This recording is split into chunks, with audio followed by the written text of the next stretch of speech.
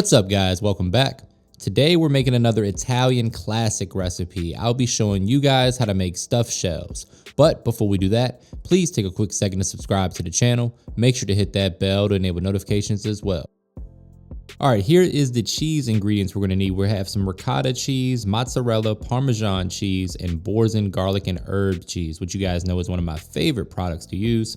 We're going to start by shredding our own cheese rather than buying it pre-shredded from the store. One quick pro tip for that is to put your cheese in the freezer for about 10 minutes prior to doing this. It makes it so much easier to shred. And the store-bought stuff has potato starch included, which prevents the cheese from melting nicely. So we're going to go ahead and shred our own. There you have your mozzarella and your parmesan. Next, we're going to chop up some fresh parsley, which is going to add a little fresh herb flavor as well as a pop of color to our cheese filling. There we go. Just give that a nice rough chop. There's really no right or wrong way to do this. The parsley adds a little bit of freshness, which is nice to cut through some of the richness from the cheese. And speaking of cheese, here we have 8 ounces of ricotta, which as you guys know, I'm not a huge fan of unless it's really high quality or homemade. The store-bought stuff just kind of lacks flavor to me, but I'm going to show you guys how to fix that. We're going in with 1 block of boursin garlic and herb cheese, which is going to bring some flavor to the party. And speaking of flavor, we're also going to add a half a teaspoon of lemon zest, which is going to add a pop of freshness to this recipe. Next, we're going in with that parsley from earlier and 1 teaspoon of garlic paste or fresh garlic if you want to use that. Season it up with your favorite all-purpose seasoning or just a little salt and pepper. This is my blend of salt, pepper, garlic, and onion powder. We're also going to add some crushed red pepper flakes, just for a little bit of spice. Next, we're going in with some Italian seasoning. Always season to taste and taste as you go and adjust the flavor to your preference. Once we've added our seasoning, we're going in with that shredded cheese. So we got the mozzarella and the parmesan. We're going to use our rubber spatula here to kind of fold everything together. It's super important to taste this before adding your egg. Once you add the egg, you don't want to taste this mixture. And that's why we're going to get the flavor just right before adding 1 beaten egg to this cheese filling. So here we go, going in for the taste test, seeing how we're doing. And damn, that's pretty good. Let me know what you think in the comments about the boursin with the ricotta.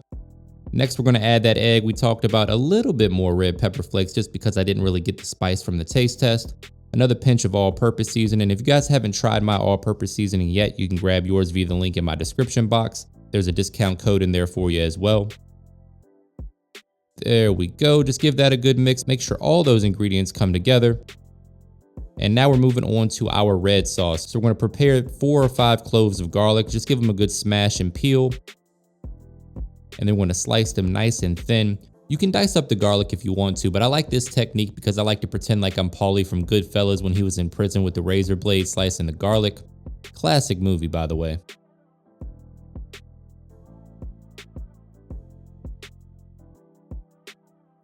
There we go. Really no right or wrong way to do that. We got some fresh basil as well and some San Marzano peeled tomatoes. If you want to save some time or you don't want to get your hands dirty, you can just buy the tomato sauce or crushed tomatoes in a can from the store, but I like to get in there with my hands and crush the tomatoes myself. Mostly because it's fun, but it's also kind of therapeutic and it gives you that old school vibe, which is nice when you're making your own red sauce from scratch. You can also do this by putting it in a food processor or a blender. But again, it's just kind of fun to get in there with your hands. You can even have your kids help you. Hopefully they don't make a mess. Cooking should be therapy, so get in there and take out your frustrations on those tomatoes. As always, guys, the specific measurements and ingredients are provided for you in the description box below. So once we got the tomatoes nice and crushed, we're going to heat a skillet over medium heat and add about 2 tablespoons of high quality olive oil. To that olive oil, we're going to add our garlic and our crushed red pepper flakes. The red pepper flakes are optional, but if you like a little spice in your sauce, then go ahead and add those. You don't want to burn the garlic, you just want to toast it and allow the garlic to infuse its flavor into the olive oil. And it really doesn't take that long, probably about 2 or 3 minutes. You just want to keep it moving around, make sure nothing's sticking to the bottom of the skillet. Once you can smell the garlic and it starts to get a little tender, it's about time to go in with those tomatoes that we crushed earlier. That garlic and the olive oil is going to be having your house smelling absolutely amazing. You can thank me later. Once our garlic is nicely toasted and a little bit tender, we're going to go ahead and add in those tomatoes that we crushed earlier. Once you add the tomatoes, you want to bump your heat up to medium high and bring that to a nice simmer. This is a nice simple red sauce. You can make this on a weeknight, comes together really quickly. Another nice pro tip or a flavor enhancer is to take that rind from your Parmesan cheese that we shredded earlier and throw that in your sauce along with some fresh basil. You want to let that gently simmer on low and just let it roll for about an hour or so. You can taste and adjust the flavor to your preference, maybe going with a pinch of sugar to balance the acidity. While we wait for that sauce to come together, we're going to break out our 9x11 casserole dish. I like to do this just to see how many shells I can actually fit in this casserole dish before we make too many. So just load it up, get an idea of how many shells you need to make, and then bring your water up to a boil. Always salt your pasta water. Once it comes up to a boil, drop those shells into that water and allow them to cook. Read the package instructions to see how long you need to boil your shells for. Every brand is a little bit different, but you don't want to cook these all the way because they're going to finish cooking in the oven.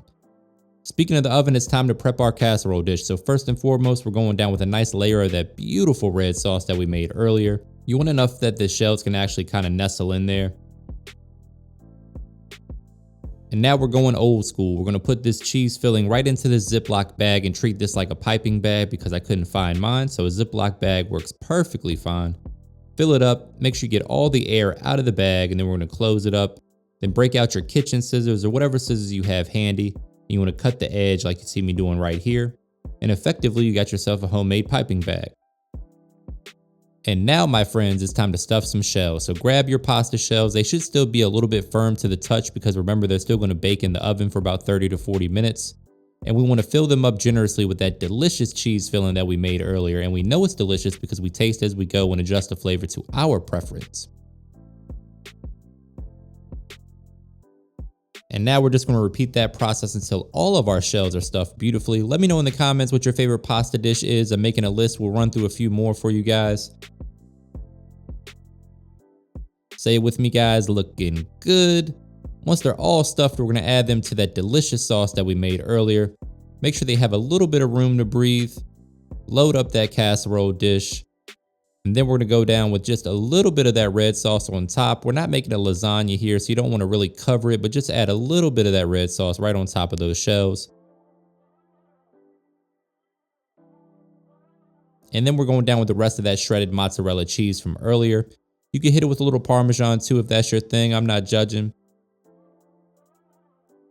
Once you coat it in a nice thin layer of cheese, we're going to cover it with aluminum foil and pop that in a 350-degree oven for about 30 minutes. You want to wrap it nice and tight.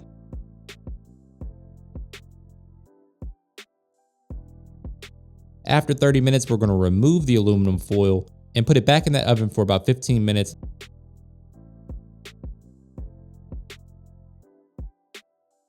Until it's brown, bubbly, and beautiful like you see right here.